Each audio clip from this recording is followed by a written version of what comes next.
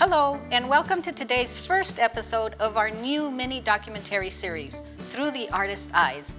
I am Maria Ramirez Trillo, the Associate State Director for Community Outreach for the AARP Arizona State Office. Join AARP Arizona and the Southern Arizona Arts and Cultural Alliance as we enjoy an up-close weekly interview with Tucson artists from different disciplines with global influence. In this 4-part series produced by Ink and Staples, you'll meet an accomplished clay sculptor from Japan, a visual spice artist from South Africa, and an up-and-coming painter from Mexico, and a puppeteer whose credits span from Hollywood to the Chicago Opera. Each week, we'll learn about their creative process as they share the artistic ideas that motivate and inspire them. Let's start with artist Hiro Tashima. Originally born in Hiroshima, Japan, Hiro Tashima has made a name for himself in both the world of dirt bike racing and art, thanks to his commitment to pushing the limit and not being afraid to fail. His sculptures are often humorous self-reflections that tie together multiple cultures, showing how art can truly speak through any barrier. Join us as we sit down with Hiro to learn about his work with David Bowie, his Hiroshima 75th anniversary pieces, and how he has adapted his teaching methods during the pandemic. You can view all episodes at the AARP Arizona YouTube Channel and see upcoming events at the AARP Virtual Community Center. Let's get started.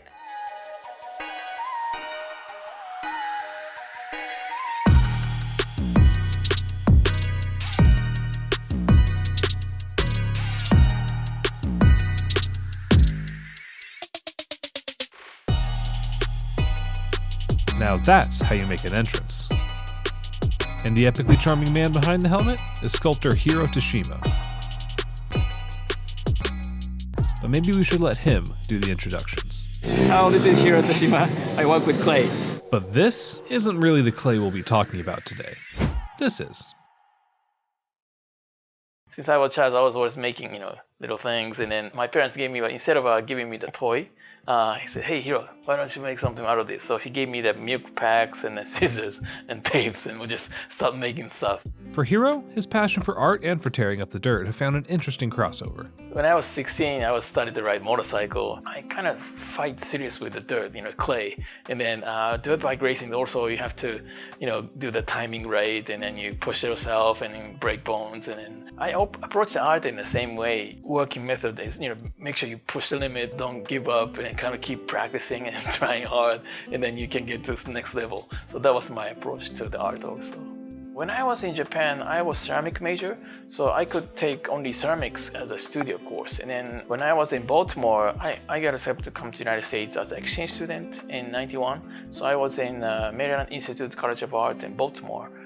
I thought America is all cowboy country, open landscape and everything. But in Baltimore, nobody's driving trucks or, wearing cowboy boots. Just like Japan, regular clothes and then small cars and then tall buildings and stuff. Many of the Japanese ceramics were influenced by the European ceramic art too.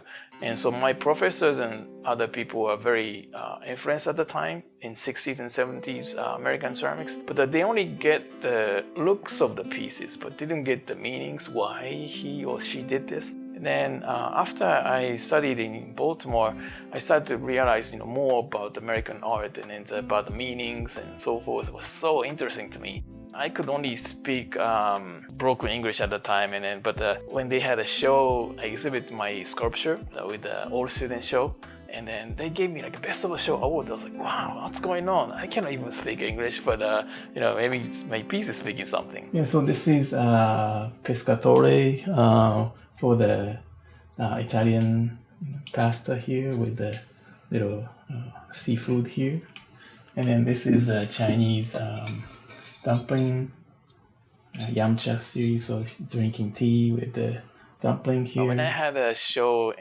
back in 1995, after I graduated from school in Alfred, I had a show in Soho in Manhattan. And then one day, this guy came in with his friend, and then my friend says, "Oh, he looks like David Bowie." No, he's not David Bowie. He's British, but he's here, I didn't know. But a little bit later, gallery director introduced me to him, and he said, "Hi, I'm David." I was like, wow. we were talking in the gallery for more than half hour. And he himself paints too, so he was a really interesting guy. And then a year later, he called me up in my studio in Philadelphia and said, "Are you interested in putting your work in my website?" And it's like, wow, that's great, because still it was back in 96, so people barely started to have a personal computer at home. But he said, "Hiro, why don't you make the piece cheap as possible, and then something you can repeatedly making this piece." And then so we said quite a bit, so that was fun memories.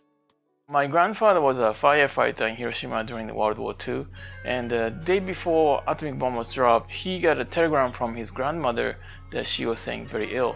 So he got permission to go see her in the countryside.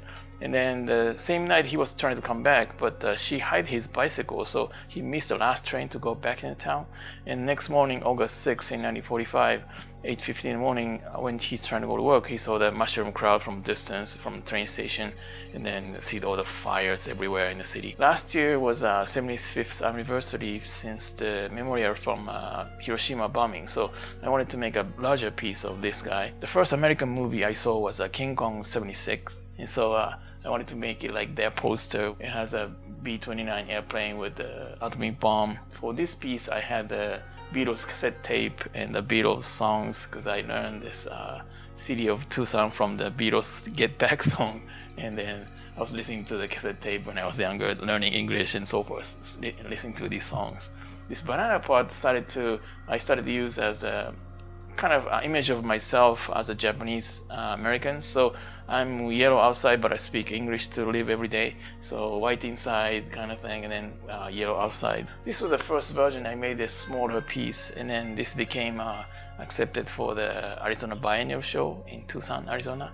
And the piece I made in Shigaraki, the big ones, are accepted for the show this year in Mino International Ceramic Festival.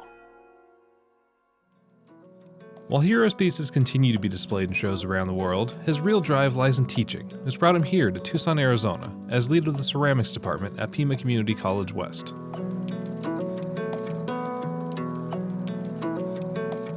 With this pandemic, we have to really, start thinking differently, very much. So when the school shut down, then the oldest school in the nation, people started to teach just online.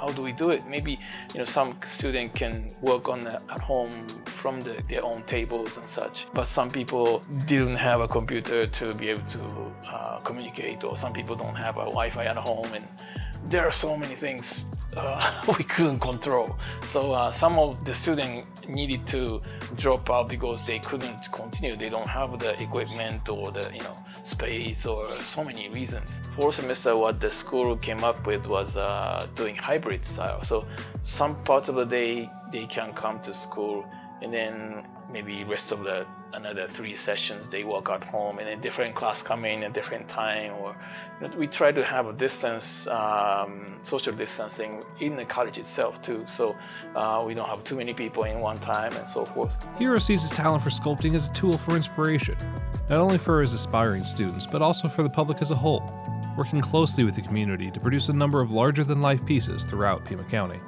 So the public art is very interesting for me because if it's a gallery, we only see by a few people, and some people are going to the museum, but some people don't. But the public art, people who are living in the area, or people going to the work too, and can see. And so there are many more opportunity to be seen, and that's kind of interesting too. Public art is, we don't make what we want to make. We make with the people around us, and then what they want to see, and then okay, we'll make this your dream come true, and that's our job, and that's what I like about it. Hiro hopes to connect cultures through his work, ensure that no matter where you come from or what language you speak, art can bring us all together, even just for a laugh. Things I want people to get from my work was I try to put some humor in my work, so I'm trying to make laugh or smile. And because we have all tough things in the life, and I grew up in Osaka, so Osaka is a town of comedians, and always people making jokes and make people laugh. And if you smile, you feel good about everything. So that kind of give it to other people too. So I want to kind of spread the happiness.